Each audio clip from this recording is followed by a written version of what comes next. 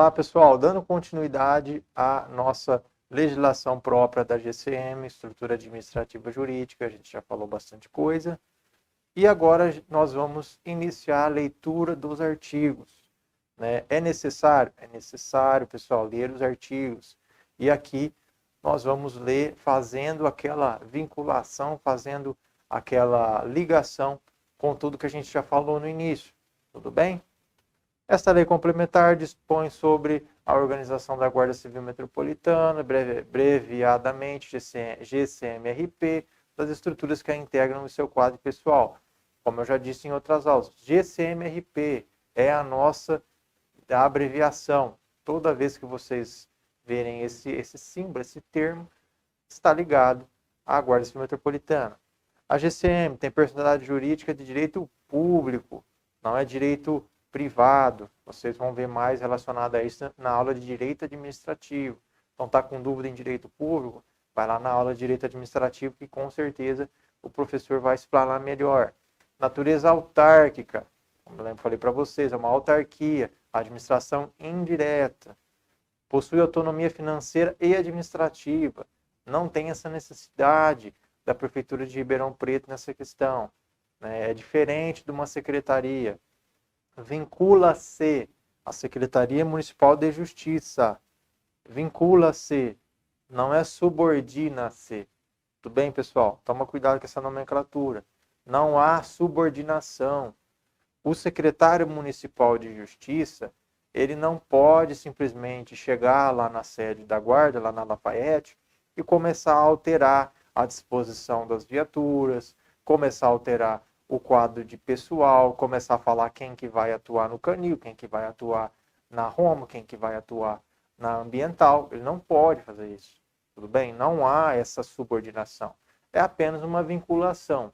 Uma vinculação é algo que não tem essa obrigatoriedade do secretário de Municipal de Justiça ir até a Guarda e fazer modificações. Tudo bem?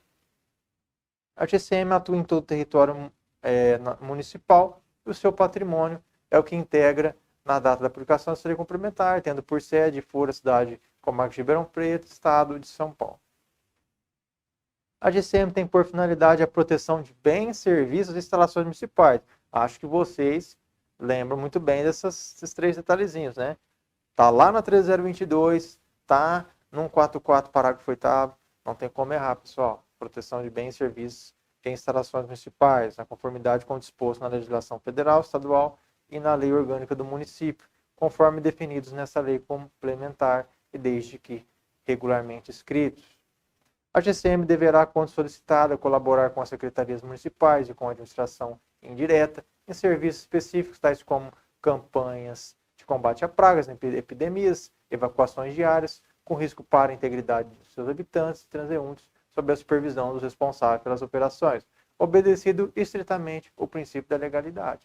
Vocês vão ver também em direito administrativo o famoso LIMP, né, os princípios base, né, da administração pública. E dentro do LIMP, vou deixar para vocês verem lá, nós temos a legalidade. Né? Toda instituição deve observar o princípio da legalidade. Nada pode ser feito em desacordo com a lei. Vamos lá, artigo 4º.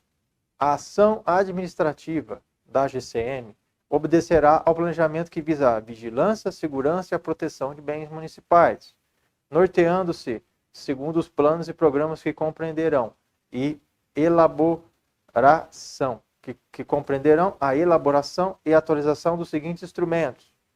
Por que eu coloquei mais para o meio? É a mesma coisa lá da 3022. Aqui eles podem brincar com esses termos. Plano de estrutura administrativa, plano de ação operacional, vigilância e proteção, plano de fixação de efetivos, estatuto próprio, plano de carreira, cargos e vencimentos. Tudo bem? Da organização administrativa. Vamos de novo falar disso daqui, ó. A importância, só que agora lendo a lei. A GCM é formada pela seguinte estrutura administrativa: superintendência, integrada pela ouvidoria, corregedoria. Nós já falamos de várias vezes. Ouvidoria e corregedoria, vinculada a quem? A superintendência, ao gabinete da superintendência. O departamento operacional, o DO, composto por departamento operacional, divisão operacional, divisão de capacitação e frota e comissão examinadora do canil. Mas relembrando, pessoal, vamos voltar aqui.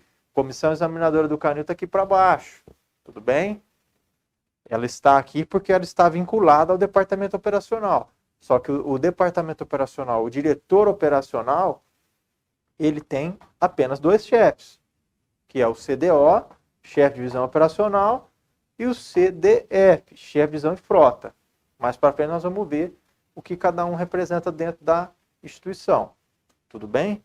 É importante porque aqui o legislador também ele não facilita para a gente. Lógico que a legislação ela não está dessa maneira esquematizada, né? Lá, se você ler o artigo direto, você pode achar que a comissão examinadora do canil também faz parte dessa estrutura, porque ela está colocada no mesmo inciso, né? O legislador não facilita para a gente. Então, por isso que é importante a gente fazer essa forma esquematizada para que você, candidato, entenda que, nesse ponto, a comissão examinadora da GCM, a comissão examinadora do canil da GCM, não está nessa estrutura de chefia. Tudo bem? Departamento administrativo, composto pela divisão de recursos humanos. Departamento de controle financeiro, composto pela divisão financeira. A GCM será administrada por diretor superintendente, diretor de departamento operacional, diretor de departamento administrativo e diretor de departamento de controle financeiro. Tudo bem, pessoal? Isso esquematizado para que vocês entendam, junto aqui com a nossa tabelinha. E essas são as pessoas que administram a parte administrativa da nossa GCM, são os principais cargos. Lembra? Um superintendente e os 3 diretores. Dos diretores é que sairão os outros cargos. É só, pessoal, não esquecer essa terminologia, superintendente, direção e chefe. Tudo bem? O diretor está acima do chefe, o superintendente está acima do diretor. O chefe está abaixo do diretor, o diretor está abaixo do superintendente. Tudo bem? Da superintendência. A superintendência é o órgão que integra a estrutura da Guarda Civil Metropolitana de Ribeirão Preto. A superintendência é dirigida por cargo com o nível de diretor superintendente, aquela história que a gente já viu, agente político, indicação do prefeito. Não existe menção de escolaridade, pessoal. Vocês estão vendo aí, ó. A lei não traz. Vamos usar aquela analogia que a gente já falou nas outras aulas. Vamos usar aqui que o superintendente também precisa do ensino superior completo, porque os diretores precisam, né? O legislador pecou aqui. Ele poderia ter colocado mais um parágrafo aqui que resolveria nosso problema, mas ele não colocou. Então, o examinador lá na hora dele fazer a prova, o aplicador, na hora de redigir a prova, vai ter que tomar cuidado com isso também. Porque se ele traz uma questão dessa, ele pode ser passível de recurso. As atribuições do cargo de diretor superintendente se resumem sumariamente em coordenar, controlar, programar e avaliar as atividades da autarquia. O que eu coloquei aqui também esquematizado? Vocês vão ver essa repetição de atribuições em muitos cargos. Coordenar, controlar, programar e avaliar. É o geral, é o que resume, né, muitos cargos. Então, grava isso. Coordenar, controlar, programar e avaliar. Várias vezes a gente vai ler essas mesmas atribuições na questão geral. Ao diretor superintendente. Ali a palavra saiu errado, mas cabe exclusivamente as seguintes atribuições. Aí, pessoal, vem muitas aqui atribuições. Vamos passar por elas. Representar a GCM, exclusivamente, pessoal, exclusivamente. É só ao diretor que cabe isso. Só ao diretor superintendente. Representar a GCM como pessoa de direito público interno, em juízo ou fora dele. Promover a contratação, desligamento de servidores do quadro pessoal da GCM. Controlar e autorizar as despesas com manutenção da GCM, de acordo com as dotações orçamentárias de legislação em vigor. Fiscalizar o bom andamento do serviço. Diminuir ou definir o aumento ou a diminuição do efetivo da GCM. Aplicar penalidades, exercer as demais atribuições que lhe forem conferidas em lei. Nos impedimentos e ausências do diretor superintendente, responderá pela superintendência um dos diretores, designado pelo diretor superintendente. Por que eu coloquei um dos diretores? Pela analogia, a gente pode entender que na ausência do superintendente, quem iria assumir seria o quê? O DO, o diretor operacional, porque ele até é chamado de subcomandante, né? Pela analogia, sim. Mas olha o que traz a letra da lei, no parágrafo 4º. Um dos diretores, designado pelo diretor superintendente. Ou seja, o superintendente da instituição, ele pode escolher entre os diretores. Ele pode escolher os chefes de divisão? Não, pessoal. Olha lá, um dos diretores. Tudo bem? Então, na ausência do superintendente, o chefe o chefe ali da instituição, para não confundir, né, com o chefe de divisão, o comandante interino da instituição pode ser um dos três. Pode ser o diretor administrativo, pode ser o diretor do departamento financeiro e também pode ser o diretor do departamento operacional. Tudo bem? Então não confundam, não vão pela lógica. É nesses pontos aqui que o examinador vai, porque a lógica é uma, mas a letra da lei traz outra possibilidade. A superintendência é composta pela ouvidoria, pela corregedoria. A ouvidoria, nós vamos falar, agora começa a falar de ouvidoria. A ouvidoria da GCM, vinculada administrativamente à superintendência da GCM, é dotada das seguintes atribuições: receber e garantir a apuração de denúncias, reclamações, sugestões, representações sobre atos considerados ilegais, arbitrários, desonestos ou que contrariem o interesse público, a legislação e o regulamento da GCM, praticado por servidores públicos da carreira e do quadro profissional da GCM-RP. Ou seja, a ouvidoria vai tratar de outros cargos, de cargos estranhos? Não, a ouvidoria vai tratar dos GCMs. E a ouvidoria, lembra, é aquele controle externo, né? É a denúncia, é a sugestão, é a reclamação que venha da população, né? É necessário a ouvidoria. A ouvidoria, ela é uma obrigação, porque a população ela precisa interagir com a instituição. E qual que é a primeira forma de interação? É através da ouvidoria, através do ouvidor. Tudo bem? Realizar diligências nos locais de serviço dos guardas civis metropolitanos sempre que necessário para o desenvolvimento de seus trabalhos. Manter sigilo quando solicitado sobre denúncias ou reclamações, bem como sobre sua fonte, providenciando junto aos órgãos competentes proteção aos denunciantes. Manter e divulgar serviço telefônico e endereço eletrônico destinados a receber denúncias ou reclamações. Manter autorizado o banco de dados com arquivos de informações e documentos relativas às reclamações, denúncias e representações recebidas. Acompanhar sempre que necessário o andamento e o deslinde final das denúncias, reclamações, sugestões e representações que se iniciou no âmbito da ouvidoria da GCM. Elaborar anualmente relatórios e estatísticas das atividades desenvolvidas pela ouvidoria da GCM, que ficarão à disposição de qualquer interessado. E exercer outras atribuições correlatas à sua área de atuação. Parágrafo único. Importante. As consultas, reclamações, sugestões, elogios e denúncias poderão ser verbais ou escritas por meio de carta ou e-mail. É aqui que vai, é aqui, pessoal, que o examinador vai. Ele vai lá no parágrafo único. Você que se cansou de ler o artigo, porque o artigo é grande, vocês notaram? Tem muitos incisos. Aí você cansa de ler no meio, lê rapidinho e esquece do parágrafo único. E é lá no parágrafo único que vai estar a sua questão. Aqui o examinador pode muito bem colocar que as denúncias somente poderão ser recebidas de forma escrita devido à sua complexidade. É totalmente plausível do candidato ir lá e assinalar essa resposta. Mas não, o que o parágrafo único traz?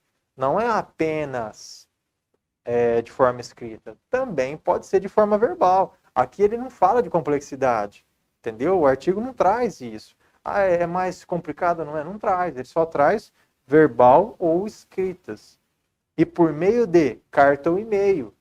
Carta, nós estamos no 2023, praticamente não se usa carta, mas o artigo traz essa possibilidade.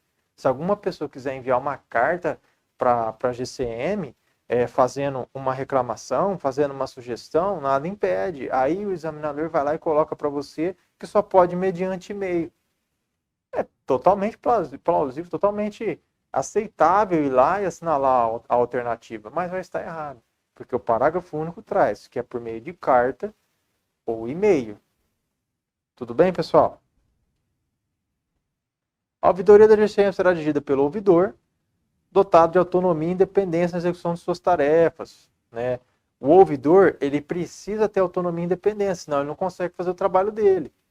Se lá na alternativa vier que o ouvidor, ele depende do superintendente para a atuação, já está errado, né? O superintendente, lembrando, ele escolhe, né? Ele admite e ele exonera. Tudo bem, o ouvidor. Também não quer dizer que vai deixar de ser guarda, né, pessoal? Quando a gente fala assim, é que a pessoa perde o cargo. Mas deixar de ser guarda, não. Né? Para deixar de ser guarda, tem todo um trâmite, todo um processo administrativo, uma sindicância que tem que ser feito. Nós vamos ver mais para frente. Mas ele precisa dessa autonomia e independência para trabalhar. Tudo bem? Fica criada a função de confiança de ouvidor, subordinada à superintendência, a ser nomeada pelo superintendente. É subordinado nesse aspecto de criação e nomeação, tudo bem? No aspecto de ser escolhido, aí ele é subordinado. Mas no aspecto de atuação, no trabalho do dia a dia, a gente fica com o artigo anterior. Ele vai poder exercer o seu trabalho com autonomia e independência, senão não tem nem motivo de ter uma ouvidoria. O exercício da função de ouvidor será considerado de relevante interesse público. As atribuições da função de confiança do ouvidor serão listadas lá no anexo 4. O anexo 4 está no final da lei. Depois, se vocês quiserem consultar, né, a gente vai disponibilizar. Mas eu não perderia tanto tempo com isso, porque são atribuições ali que a gente já está falando aqui praticamente. E eu acho difícil o examinador ir lá nas atribuições, porque são coisas assim que são um pouco óbvias do cargo. Tudo bem? O examinador vai mesmo na exceção. Entendeu? Ele vai na onde ali o aluno tende a errar. O mandato de ouvidor de GCM, indicado pelo superintendente, será de 1 ano, permitida a recondução por mais uma única vez. Nós já falamos disso lá atrás. Pode ser de 2 anos? Sim. Será de 2 anos, permitida a recondução por uma única vez. Tá errado, né, pessoal? Por quê? Aí vira 3. Tudo bem? Não caiam nessa interpretação errada no momento de fazer a prova. As consultas, reclamações, sugestões, elogios e denúncias deverão conter identificação completa do usuário, do órgão público, da entidade reclamada, além do histórico dos fatos e o pedido ou resultado esperado. Considera-se consulta, sugestão e elogio a manifestação do usuário que apresente dúvida, contribuição ou crítica espontânea e genuína. Considera-se reclamação a manifestação do usuário que contenha notícia de lesão ou ameaça de direito. Considera-se denúncia a manifestação com notícia de irregularidade envolvendo servidores da carreira e do quadro de profissionais da GCM. Artigo 10º. As manifestações que noticiem a ocorrência de irregularidades serão necessariamente encaminhadas à corregedoria da GCM. Isso é muito importante. Se o ouvidor recebe uma manifestação e naquela manifestação ele identifica irregularidades, situações que o GCM pode ser punido, que deve-se existir uma apuração, necessariamente, obrigatoriamente também caberia aqui. Devem ser encaminhadas à corregedoria. Tudo bem? Da GCM. Porque é a corregedoria que vai lidar com essa situação. O ouvidor, ele não tem, nós vamos ver mais para frente, mas o ouvidor ele não tem essa competência de aplicar punições. É necessário passar para que a corregedoria faça isso. Lembra que nós já falamos? A ouvidoria é controle externo. Ela recebe a população e ali concede sugestões para a melhoria do serviço. Quem faz a aplicação, o desenvolvimento, a investigação e toda essa parte das irregularidades é a corregedoria, que é o controle interno da instituição, que é ali que vai indicar as punições do GCM caso cometa irregularidades, caso faça algo de errado na rua. Tudo bem? Isso também é muito importante, pessoal. A corregedoria ela vai analisar irregularidades que envolvam o cargo, tudo bem? Que envolvam a condição de GCM. Isso é muito importante. A pessoa vai lá reclamar, está se separando o GCM está se separando da esposa, a esposa vai lá fazer reclamação do GCM relacionado a questões pessoais. Isso não interessa para a guarda, porque o que interessa é a condição de guarda, né? Enquanto ele estava ali ou de serviço ou na folga, mas usando o cargo por algum meio, aí tudo bem. Agora, questões pessoais da vida do guarda, da vida da pessoa, não interessa para a corporação, é no aspecto de corregedoria, tudo bem? Então, aí muita gente pode achar, eu vou lá, eu vou prejudicar você, eu vou lá, eu vou prejudicar. Não é bem assim, tudo bem? Verificada a presença das condições que viabilizam o recebimento da manifestação do usuário, será notificado o órgão reclamado para ciência e manifestação no prazo de 15 dias contados da data do recebimento da notificação pelo órgão. 15 dias. Se atentem a prazo, tudo bem? Quando as circunstâncias de fato e de direito indicarem urgência, poderá ser solicitado prazo inferior do previsto do caput. Lá vem o parágrafo único, aquela exceção de novo, que a gente acabou de comentar. É 15 dias, mas pode ser menos, de acordo com a urgência do caso. As manifestações dos usuários receberão parecer técnico conclusivo da ouvidoria, que conterá a seguinte codificação. A ouvidoria, ela vai dizer procedente, improcedente, não confirmada na apuração realizada, perda de objeto, encerrada a pedido do usuário. Tudo bem? São essas as manifestações que a ouvidoria vai dar no seu relatório final, por exemplo, de quando recebida ali a manifestação. A ouvidoria aplica punições? Não. Se o artigo, a letra da lei não fala sobre isso, e o examinador, na hora da prova, trazer essa situação, nós já sabemos que está errado. A ouvidoria não aplica punições. São estas as manifestações, os resultados, né, que a ouvidoria vai expedir mediante as manifestações dos usuários. As conclusões alcançadas, devidamente fundamentadas, serão devidamente comunicadas aos usuários. Parágrafo único. Os registros concluídos poderão ser reabertos em caso de divergência de informação, de fatos novos ou documentos novos que impliquem em revisão legal, desde que já não tenham ocorrido a prescrição da pretensão punitiva ou reparatória. Prescrição da pretensão punitiva ou reparatória, vocês vão ver melhor em direito penal, mas eu acredito que nem cobre na nossa prova, mas se for cobrado, o direito penal vai abordar isso. O que nós temos que entender desse parágrafo único? É que, novamente, ele dá ao examinador uma chance de enganar o candidato, né? Por exemplo, a pergunta vem que os registros, uma vez concluídos, não podem ser reabertos, em nenhuma hipótese. Essa alternativa está errada, porque o parágrafo único traz que eles poderão ser reabertos nessas situações específicas. Agora, pessoal, uma dica importante, né? Quando você for ler um enunciado e tiver palavras generalizando, né, ou palavras como jamais, como nunca, ou palavras negativas, prestem bem atenção na alternativa, né? Pode ser que ela esteja errada, porque dificilmente no direito nós temos situações que não tem exceção, dificilmente. Então, se a alternativa traz uma situação que não tem exceção, pode ser que ela esteja errada. Vamos lá, artigo 14. As manifestações dos usuários recebidas pela ouvidoria e corregedoria da GCM, que não contêm os requisitos previstos no parágrafo 5º do artigo 9º, serão objeto de apuração preliminar se houver elementos que permitem identificar os fatos e pessoas envolvidas com vistas à eventual responsabilização. As autoridades de segurança das esferas estadual e federal, ou mesmo de outras áreas, deverão obrigatoriamente ser comunicadas nos casos de manifestações que guardem interface com as respectivas instâncias gestoras. Né? Se a ouvidoria recebe algo que tem relação com uma esfera estadual ou federal, obrigatoriamente essas esferas devem ser comunicadas. O artigo é claro, né? Não é facultado, é obrigatório.